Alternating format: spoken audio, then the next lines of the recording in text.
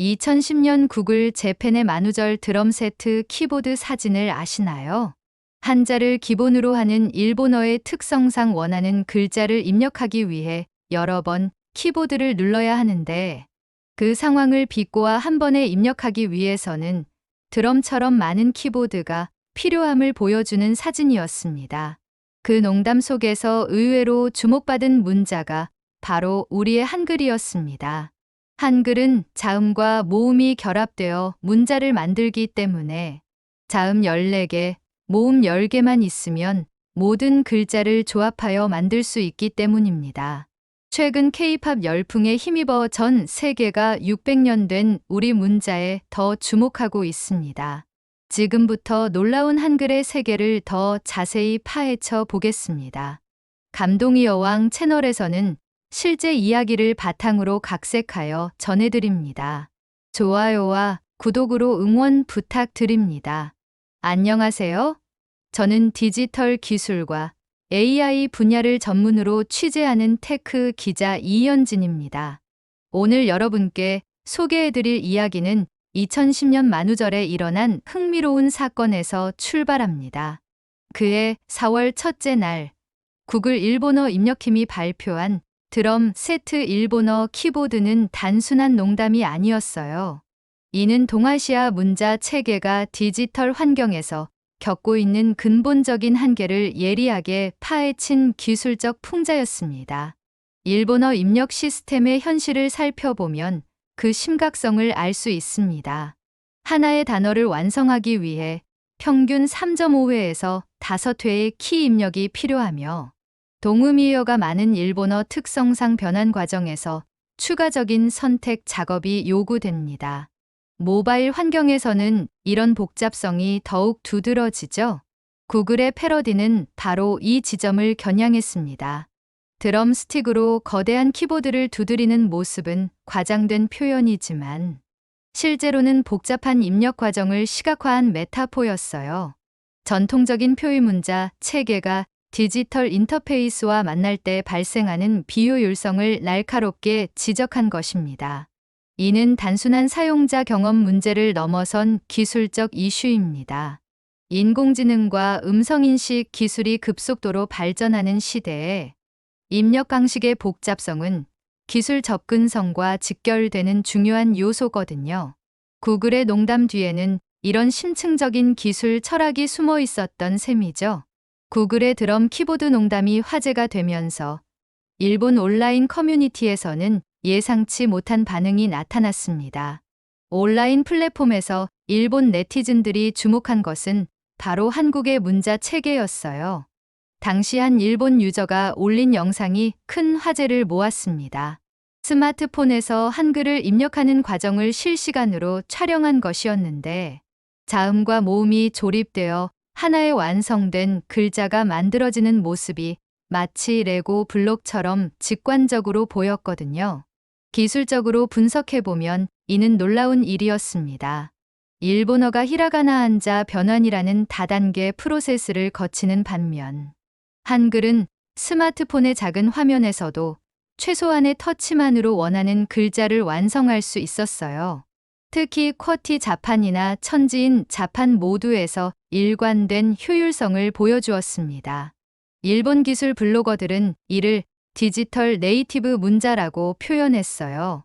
전통적인 붓글씨 시대가 아닌 키보드와 터치스크린 시대에 최적화된 문자라는 의미였죠. 실제로 한글의 조합형 구조는 현대 프로그래밍의 모듈화 개념과 놀랍도록 유사합니다.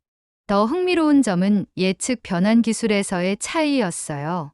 일본어는 동음이어가 많아 AI가 문맥을 파악해야 정확한 변환이 가능하지만 한글은 표문자의 특성상 입력과 동시에 의도한 단어가 완성됩니다. 이는 자연어 처리 기술 관점에서도 매우 중요한 차이점이었죠. 일본 네티즌들의 반응은 단순한 부러움을 넘어선 기술적 감탄이었습니다. 600년 전에 설계된 문자가 21세기 디지털 환경에서 이토록 효율적일 수 있다는 사실에 놀라워했거든요. 일본 네티즌들의 관심이 높아지면서 저는 한글의 효율성을 객관적으로 검증해 보기로 했습니다. 언어학적 데이터를 통해 살펴본 결과는 정말 놀라웠어요. 먼저 번역 효율성 측면에서 확인한 자료입니다. 하버드 대학교 언어학과에서 진행한 연구에 따르면 같은 내용의 영문 소설을 한글로 번역할 경우 평균 20%에서 30%의 분량 단축이 일어납니다. 이는 단순히 번역 기법의 문제가 아니라 한글 자체의 구조적 압축성 때문이에요. 구체적인 예를 들어보겠습니다. 영어 beautiful은 9글자이지만 한글로는 아름다운 4글자면 충분해요. international은 13글자인데 한글로는 국제적인 4글자로 표현됩니다. 이런 압축성은 모바일 환경에서 특히 중요한 가치를 발휘하죠. MIT 컴퓨터과학과에서 실시한 타이핑 속도 비교 연구도 흥미로운 결과를 보여줍니다. 같은 의미의 문장을 입력할 때 한글 사용자들이 평균적으로 25% 빠른 속도를 기록했어요. 이는 한글의 조합형 구조가 키보드 입력에 최적화되어 있음을 시사합니다. 더욱 인상적인 것은 정보 밀도 분석 결과였습니다. 같은 화면 크기에서 한글로 표현할 수 있는 정보량이 영어보다 평균 35% 많았어요. 이는 스마트폰과 태블릿 같은 제한된 디스플레이 환경에서 한글이 갖는 경쟁 우위를 명확히 보여주는 데이터입니다. 언어학자들은 이를 형태소 효율성이라고 부릅니다. 한글이 음소와 형태소를 동시에 처리할 수 있는 독특한 구조 때문에 나타나는 현상이죠. 넌 세개 문자 체계 중에서도 이런 특성을 가진 경우는 극히 드물다고 해요. 한글의 효율성을 분석하던 중 더욱 놀라운 사실을 발견했습니다. 바로 한글 사용자들의 난독증 발병률이 세계에서 가장 낮다는 점이었어요. 유니세프와 WHO가 공동으로 실시한 글로벌 문해력 조사 결과를 살펴보겠습니다. 영어권 국가의 난독증 발병률은 평균 10%에서 15%인 반면 한국은 1% 미만으로 나타났어요. 이는 통계적으로 매우 유의미한 차이입니다. 그 이유를 찾기 위해 인지과학자들이 진행한 연구 결과가 흥미롭습니다. 한글의 음소문자 대응 관계가 다른 문자 체계보다 훨씬 직관적이라는 것이죠. 고은 항상 같은 소리를 내고 아도 마찬가지입니다. 이런 일관성은 뇌의 언어 처리 과정에서 혼란을 최소화해요. 영어의 경우를 비교해보면 이해가 쉽습니다. 어후라는 철자는 rough, though, true, cover에서 모두 다른 발음을 가져요. 이런 불규칙성이 학습자에게 인지적 부담을 주는 반면 한글은 보이는 대로 읽으면 되는 투명성을 갖고 있죠. 스탠퍼드 대학교 신경과학과에서 실시한 뇌 영상 연구도 주목할 만합니다. 한글을 읽을 때 활성화되는 뇌 영역이 다른 문자 체계보다 집중적이고 효율적이라는 결과가 나왔어요. 이는 한글이 뇌의 언어 처리 메커니즘과 잘 맞아떨어진다는 것을 의미합니다. 외국인 학습자들의 증언도 이를 뒷받침해요. 한국어를 배우는 외국인들이 공통적으로 언급하는 것이 한글 자체는 몇 시간 만에 익힐 수 있다는 점입니다. 물론 어휘와 문법은 별개 문제지만 문자 체계만큼은 놀라울 정도로 습득이 빠르다고 하죠. 이런 학습 용이성은 디지털 시대에 매우 중요한 장점입니다. 기술 접근성이 문자 해독 능력과 직결되는 현실에서 한글의 이런 특성은 디지털 격차 해소에도 기여할 수 있거든요. 한글의 디지털 효율성이 주목받으면서 이제 전 세계 명문 대학들이 직접 나서기 시작했습니다. 그 선두에 선 곳이 바로 영국의 옥스퍼드 대학교였어요. 2023년 가을 옥스퍼드 대학교 현대언어학부는 흥미로운 발표를 했습니다. 한국과 인도네시아의 주요 대학들과 협력하여 한국어 교육 프로그램을 본격적으로 확대하겠다는 것이었죠. 이는 단순한 언어 교육을 넘어선 전략적 결정이었습니다. 옥스퍼드 어학센터의 사라 존슨 박사는 당시 인터뷰에서 놀라운 통계를 공개했어요. K-팝과 한국 드라마를 즐기던 학생들 중 30%가 실제로 한국어 학습으로 이어진다는 것이었습니다. 이는 기존 제2언어 학습률인 5%와 비교하면 엄청난 수치죠. 더욱 흥미로운 점은 학습 동기의 변화였습니다. 기존의 언어 학습이 주로 학술적 목적이나 취업을 위한 것이었다면 한국어는 문화적 관심에서 시작되어 기술 분야로 확장되는 패턴을 보였어요.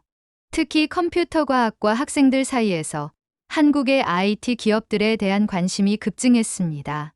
옥스퍼드대의 한국어 강좌는 기존 언어 수업과는 다른 접근법을 채택했어요.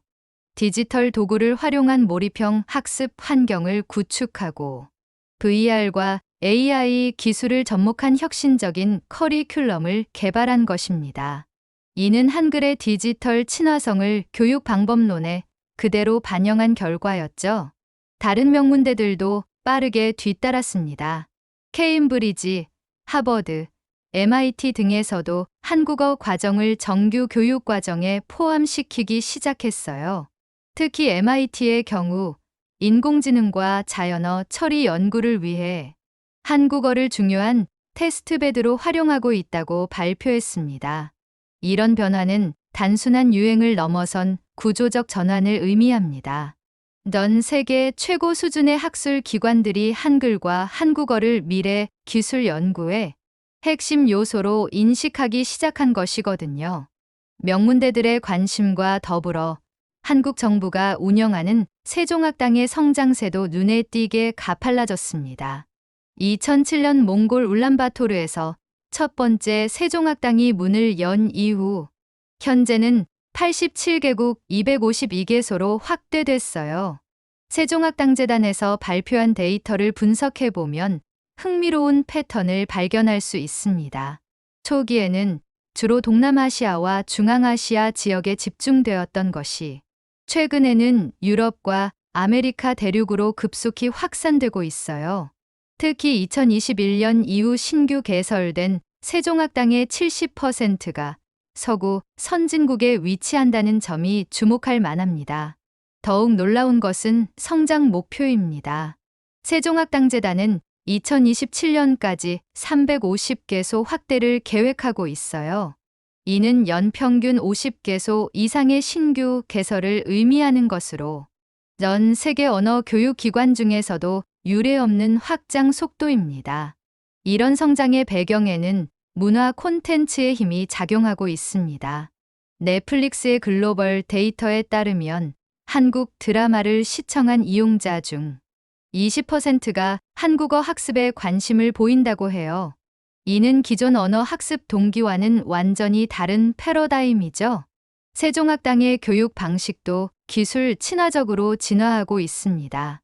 AI 기반의 맞춤형 학습 시스템을 도입하고 VR을 활용한 몰입형 한국 문화 체험 프로그램을 운영하고 있어요. 특히 한글의 조합형 구조를 활용한 게임형 학습 앱이 큰 인기를 끌고 있습니다. 지역별로도 특화된 전략을 구사하고 있어요. 유럽 지역에서는 한국의 IT 기업 진출과 연계한 비즈니스 한국어 과정을, 동남아시아에서는 K컬처와 결합한 생활 한국어 프로그램을 운영하고 있죠. 세종학당의 성과는 단순히 양적 확장에 그치지 않습니다. 질적 측면에서도 괄목할 만한 성과를 거두고 있어요. 한국어 능력 시험 응시자 수가 지난 5년간 3배 이상 증가했고, 고급 과정 수료율도 지속적으로 상승하고 있습니다. 세종학당의 확산과 함께 주목해야 할 것은 AI 시대에서 한글이 갖는 기술적 우위입니다. 언어가 더 이상 단순한 의사소통 도구가 아니라 인간과 기계를 연결하는 핵심 인터페이스가 되었거든요. 구글의 자연어 처리 연구팀에서 발표한 최신 논문을 살펴보면 흥미로운 결과를 확인할 수 있어요. 한글로 훈련된 AI 모델이 다른 언어 대비 평균 15% 높은 정확도를 보였다는 것입니다. 이는 한글의 규칙적이고 체계적인 구조가 기계학습에 유리하게 작용했기 때문이에요. 특히 음성인식 기술에서 한글의 장점이 두드러집니다. 아마존 알렉사와 구글 어시스턴트의 한국어 버전은 다른 언어 버전보다 오인식률이 현저히 낮아요. 한글의 음소 문자 일치성이 음성 텍스트 변환 과정에서 모호함을 최소화하기 때문입니다. 삼성전자와 LG전자 같은 한국 기업들이 글로벌 AI 스피커 시장에서 경쟁력을 확보할 수 있었던 것도 이런 언어적 우위와 무관하지 않아요. 한국에서 개발된 음성인식 기술이 다른 언어로 변환될 때도 상대적으로 높은 성능을 유지하는 것으로 나타났거든요. 또한 프로그래밍 언어와의 친화성도 주목할 만합니다. 최근 등장한 한글 기반 프로그래밍 언어들이 교육 현장에서 큰 반향을 일으키고 있어요. 한글의 직관적 구조가 코딩 초보자들의 논리적 사고 형성에 도움을 준다는 연구 결과도 나왔습니다. 한국의 IT 산업 성장과 한글의 기술 친화성은 상호 시너지를 만들어내고 있습니다. 전 세계에서 한국의 게임, 앱, 플랫폼을 사용하는 사용자들이 자연스럽게 한글과 접촉하게 되면서 한글에 대한 관심과 학습 의지로 이어지는 선순환 구조가 형성됐어요. 블록체인과 암호화폐 분야에서도 한글의 활용도가 높아지고 있습니다. 한국이 디지털 화폐와 관련 기술의 선도국 중 하나로 자리 잡으면서 관련 기술 문서와 백서들이 한글로 최초 공개되는 경우가 늘어나고 있거든요. 이제 우리는 역사적 전환점에 서 있습니다. K컬처 열풍이 단순한 문화 현상을 넘어 언어와 문자 체계까지 변화시키는 시대를 목격하고 있어요. 유네스코에서 발표한 최신 보고서에 따르면 전 세계에서 한국어를 학습하는 인구가 2천만 명을 넘어섰다고 합니다. 이는 불과 10년 전과 비교하면 5배 이상 증가한 수치예요. 더욱 놀라운 것은 이 중 60%가 20대와 30대 젊은 층이라는 점입니다. 이런 변화는 단순히 숫자로만 측정할 수 있는 것이 아닙니다. 질적인 측면에서도 한글은 새로운 위상을 확보하고 있어요. 국제학술회의에서 한글로 작성된 논문이 발표되는 일이 늘어나고 있고, 글로벌 테크 기업들이 한국어 인터페이스를 우선적으로 개발하는 경우도 증가하고 있습니다. 특히 주목할 만한 것은 디지털 네이티브 제너레이션, 즉 요즘 세대들의 반응입니다. 스마트폰과 태블릿으로 성장한 세대에게 한글의 효율성은 단순한 편의성이 아니라 필수 요소로 인식되고 있어요.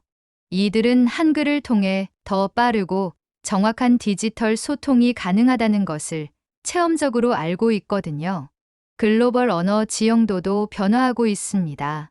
전통적으로 영어, 중국어, 스페인어가 주요 국제어로 여겨졌다면 이제 한국어가 네 번째 국제어로 부상하고 있어요.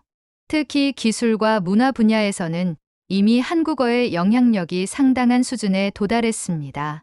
이런 현상을 두고 언어학자들은 디지털 문자혁명이라는 새로운 용어를 사용하기 시작했어요.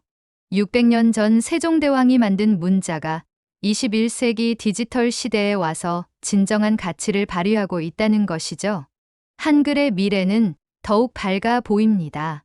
메타버스와 가상현실 환경에서 한글의 입체적 표현 가능성, 양자 컴퓨팅 시대의 정보 처리 효율성 등 새로운 기술 패러다임에서도 한글의 잠재력은 무궁무진해요. 조용하지만 분명한 한글의 디지털 혁명이 이제 막 시작된 것입니다. 오늘의 이야기 어떠셨나요? 구독과 좋아요는 더 많은 감동적인 이야기를 전해드리는데 큰 힘이 됩니다. 다음에도 여러분의 마음을 즐겁게 해드릴 이야기로 다시 찾아뵙겠습니다.